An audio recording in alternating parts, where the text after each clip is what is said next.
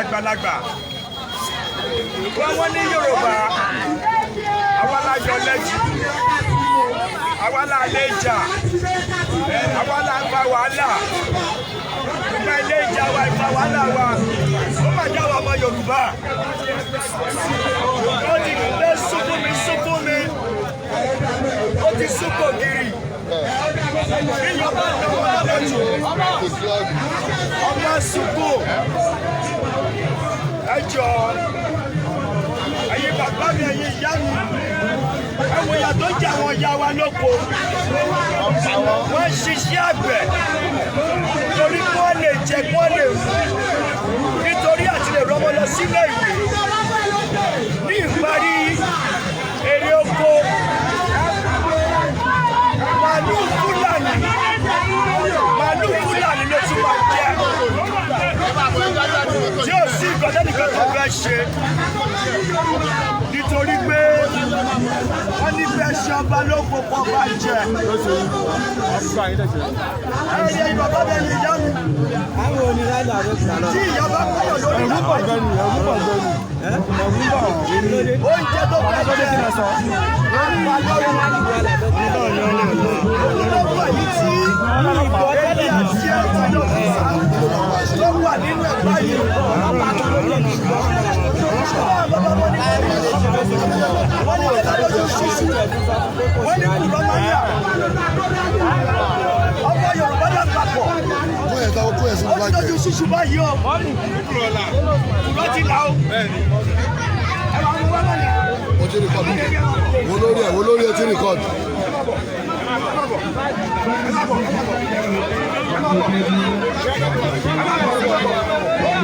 ẹ̀yin bàbá mi ẹ̀yin dáhùn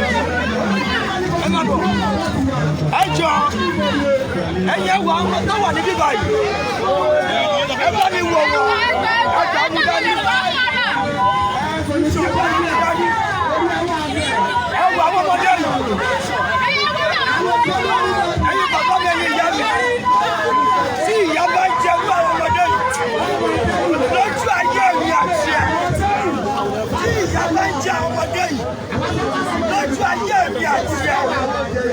owó ní òjẹ̀yà Elédùmarè á jẹ níyà lónìí.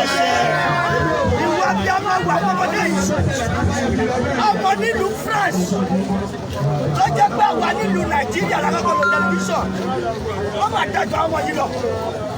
Èní Friday international community mo fẹ́ kẹ́wọ́ àwọn ọmọ tó wà bí èwo làwọn ọmọdé yìí ló sọ pé wọ́n jẹun gidi èwo ló fi wà nínú ọmọdé yìí pé wọ́n wọṣọ gidi ó yẹ kó wà nílẹ̀ wọn báyìí ṣùgbọ́n bàbá àtìyá wọn ò lọ́wọ́ ṣe gidi fún yìí wọn ò lọ́wọ́ àtìwọ́ yìí lọ́sibọ́ ẹni sọ̀rọ̀ sókè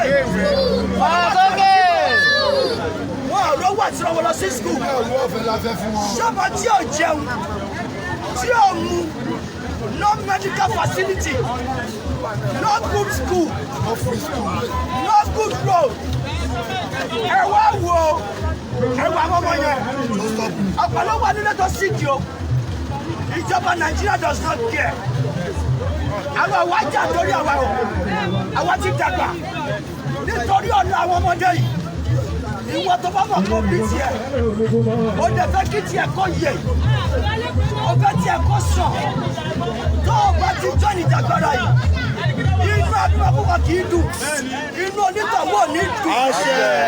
Wọ́n mú ọ̀wá bí a mọ̀, tó o bá díẹ̀ lọ́lọ́ṣèlú ní 2023, o fẹ́ bá wọn ṣẹgbẹ́, o ò ní bá wọn ṣàbọ̀dún tọmọtọmọ. Ṣé ilé ọmọdé yìí, international community? Oya.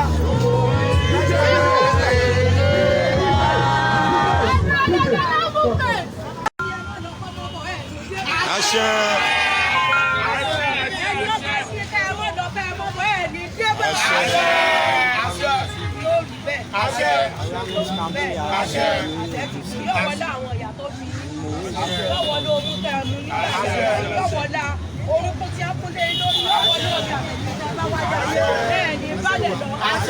No more election over Nigeria.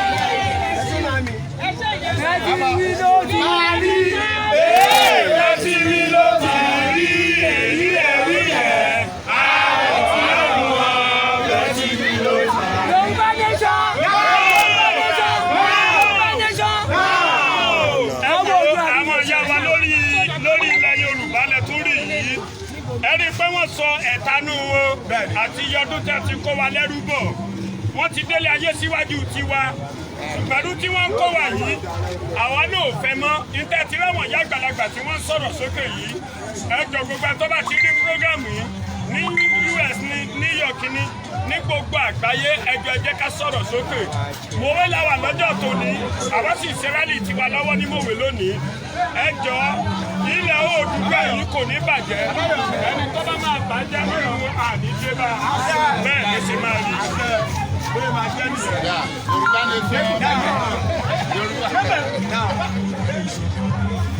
Yorùbá nation Yorùbá nation Yorùbá nation now ayé kí o wá náà sókè o àdúgbò ẹ̀fọ́ lọ nítorí pé tí wọn ọ̀fẹ́ kó ṣẹlẹ̀ wọn lérò kó lè ṣẹlẹ̀ lọ́ọ́ ti jẹ́ kó ṣẹlẹ̀ yìí wọ́n ní wọn lérò pé kọ̀ọ̀kan lè wà láàrin Yorùbá àwọn yóò wọ́n bàbá sọ pé nínú ọ̀rọ̀ tí wọ́n bá yọ.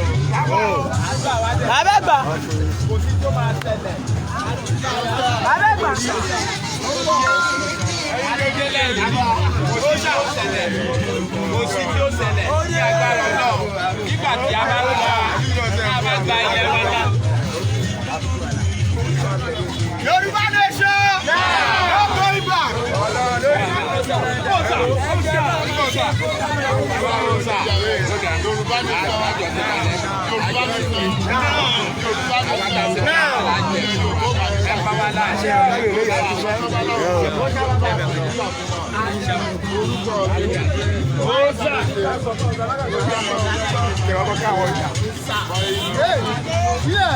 Nígbòwe ni mo ti wà láti ọdún mọ́kànlélógún láì 19 years mo ti tó débòwe yìí. Gbogbo ìròyìn tí a bá ń gbọ́ lórí rédíò mo máa ń sunkún ni. Bí kí n gbọ́ pé wọ́n wọnú oko àwọn bàbá wa, wọ́n pààyàn ní oko, wọ́n gbé àwọn bàbá wa lọ, wọ́n tún ti gbá baálẹ̀ ẹ̀bẹ̀ gbé. ìgbà míì tá a bá ti tẹ rédíò báyìí inú mi máa ń bàjẹ́ ni bọ̀ mo dúpẹ́ lọ́wọ́ Ọlọ́run ó gbé Sunday Adéyẹmọ Ìgbésẹ̀.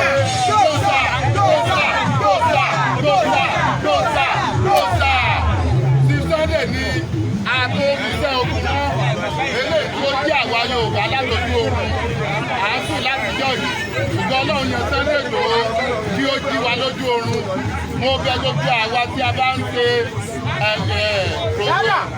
tá a bá ṣe rálì lẹ́nu àwa ò protest o rálì ní orúkọ kan tá à ń ṣe rálì òfin ogun tẹ́ ẹ bá wo gbogbo àwọn èèyàn wa tí wọ́n dúró ẹ lè rí gò lọ́wọ́ ẹnì kankan ẹ lè rádà lọ́wọ́ ẹnì kankan ẹ ò lè rí bọ́ lọ́wọ́ ẹnì kankan àwa ń ṣe peaceful rally àbájọba jà àdẹ̀wá láti wá dà lóru nǹkan tá à ń ṣe ni pé a fẹ́ gbìjà ilẹ̀ bàbá wa kí kálukú ó pín àbẹ́ àtúntò kankan mọ́ gbogbo ẹni tó bá wá dalẹ̀ ilẹ̀ Yorùbá ilẹ̀ máa mú ìjọba ní báyìí a ò bá ìjọba amúnisìn mọ́ a fẹ́ dá dúró ilẹ̀ Yorùbá fẹ́ dá dúró a ò fẹ́ ìjọba amúnisìn gbogbo wa táyà nígbàgbọ́ pé ètò wà nílẹ̀ Yorùbá ìwé ọ̀fẹ́ ilé ìwòsàn ọ̀fẹ́ àwọn ọ̀gá àwòjẹ̀bájọba ọ̀gá ọ̀sẹ̀ yóò tẹ̀lé Nàìjíríà tó Ẹ̀wọ̀n yóò bá ń rìn.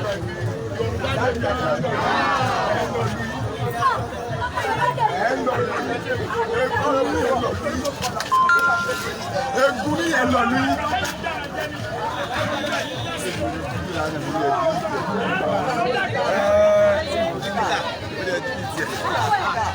Èmi ni arákùnrin bí mo ṣe máa ń sọ mo máa ń bè lọ́wọ́ àwọn èèyàn pé ta ló lè sọ fún mi àǹfààní kan tó rí jẹ lára Nàìjíríà gẹ́gẹ́ bí ènìyàn mo rẹ̀ pé kò rí ẹni tí ó lè gbà mí ní èsì ìdí ẹ̀ ni àwa ìṣe fi ara mọ kárẹ̀ fi ara ti ilé Oòduà nation tí à ń jà fún ìlú Yorùbá sọ wípé oko kì í tẹ́tọ̀ ọmọ kó má làálàá wọ́n dẹ̀ sọ wípé kàkà kí kìnìún tó ṣe akápò ẹkùn kálukú wọn máa ṣe kí ni wọ́n máa ṣọlẹ̀ tí ọ̀tọ̀ọ̀tọ̀ ni àwọn ọmọ Yorùbá ṣe tán sùn aláàlọ́lé nítorí pé èmi wò ó àwọn tó bá yẹ jẹ́ ọ̀jọ̀gbọ́n tó lọ sí iléèwé kọ́ lọ wo ìtàn wípé oríire tí a ṣe gẹ́gẹ́ bí olúkúlùkù orílẹ̀-èdè bíi Nàìjíríà òun ni ètò àti ṣe nígbà tí Awólọ́wọ̀ ìdí èrè rèé nítorí pé Awólọ́wọ̀ nìkan ni ó ń kàn tó Western region ó ṣe ètò ìlera ọ̀fẹ́ ní ọ̀fẹ́ ó ṣe ètò ẹ̀kọ́ ọ̀fẹ́ àwọn alákọ̀ọ́ ní first television station àti lọ́sìtàn ní the whole of Africa a ní television station ó tó di pé France ní in fact technology wa is better than that of Britain ló wá dé over 6 years down the line gbogbo ẹ̀ wá dàrú mo ti sọ ọ̀rọ̀ Yorùbá dàbí ọ̀rọ̀ ẹni tí ó dúró lára ẹ̀ fúyẹ́ tó fi ọ̀la rẹ̀ tó wá lọ sọ́pọ̀ mọ́ ẹni tó ru ẹrù ní jẹ́ kí ẹni tó rẹrù sáré àwọn èyí tó kù yìí Haúsá Fúlàní wọ́n fà wá sẹ́yìn nítorí ẹ̀ ní pé àyè sọ pé Yorùbá máa lọ sílé ó dẹ̀ wà lábẹ́ òfin èèyàn lè sọ pé òun ò ṣe mọ́ even under United States and United Nations Charter any homogeneous group or society can decide to take their sovereignty onto their own hand that is láti ní agbára láti lè ṣèjọba lórí ara wọn nítorí náà ni mo ṣe ń sọ fún gbogbo ọmọ Yorùbá ní ìdílé tókó eléyìí ò fi ṣe nípa Sunday Igboho ẹ jẹ́ ká gbọ́ra wáyé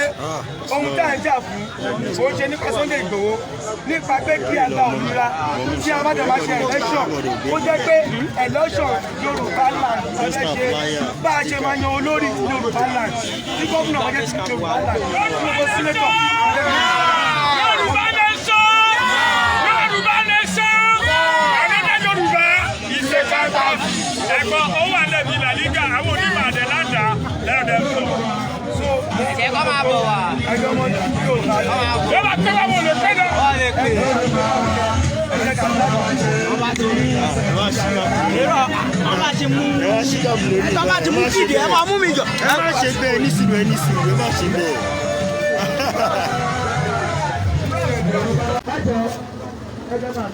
ẹjọba bẹ́ẹ̀ lọ.